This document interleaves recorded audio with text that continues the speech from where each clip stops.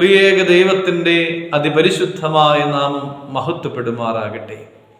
ഏവർക്കും ഹെർമിറ്റ്സ് ടോക്സിൻ്റെ 633 ഭാഗത്തിലേക്ക് സ്വാഗതം.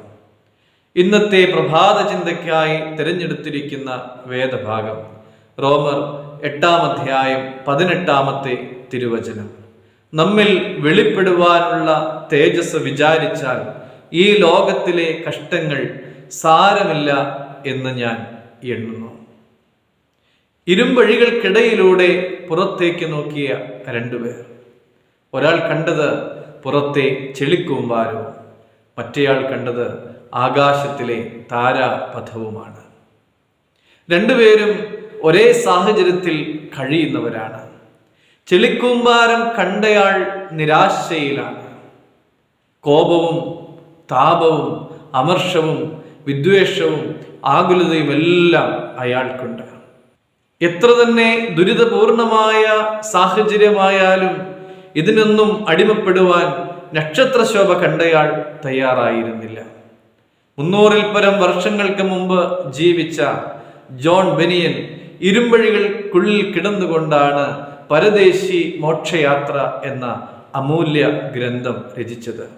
അദ്ദേഹം നക്ഷത്രങ്ങളെ കണ്ടു എന്ന് മാത്രമല്ല, തൻ്റെ പുസ്തകം വായിക്കുന്നവർക്ക് കൂടെ നക്ഷത്രങ്ങളെ കാണുവാനുള്ളതായ സഹായവും കൂടി അയാൾ ചെയ്തു. അദ്ദേഹം എഴുതിയത്, സുഖത്തിലും സന്തോഷത്തിലും നാം കഴിയുമ്പോൾ നമുക്ക് സംഭവിച്ചേക്കാവുന്നതായ പ്രശ്നങ്ങളെക്കുറിച്ചും നാം ഓർക്കണം. ശാരീരികവും മാനസികവുമായ രോഗങ്ങൾ, അപകടങ്ങൾ, പ്രിയപ്പെട്ടവരുടെ വേർപാട്, ധനനഷ്ടം, മറ്റു പലതരത്തിലുള്ളതായ വേദനയുടെ അനുഭവങ്ങൾ, ഇങ്ങനെ പലതും നമ്മൾ അഭിമുഖീകരിക്കേണ്ടതായിട്ട് ഉണ്ട്. ഇരുമ്പഴികൾക്കിടയിലൂടെ നക്ഷത്രങ്ങളെ കണ്ടയാളാണ് ക്രിസ്തു ശിഷ്യനായ പൗലോസ്. ഒത്തിരി കഷ്ടനഷ്ടങ്ങളിലൂടെ അദ്ദേഹം കടന്നുപോയി. പീഡനങ്ങൾ സഹിക്കേണ്ടതായിട്ട് വന്നു. അദ്ദേഹം ഇങ്ങനെ സാക്ഷ്യപ്പെടുത്തി, ഈ ലോകത്തിലെ കഷ്ടങ്ങളൊന്നും സാരമില്ല.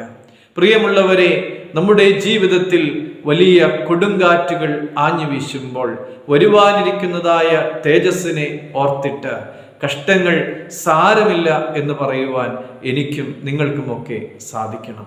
അതിനുള്ള കൃപ തമ്പുരാൻ നൽകട്ടെ. ദൈവം അനുഗ്രഹിക്കട്ടെ.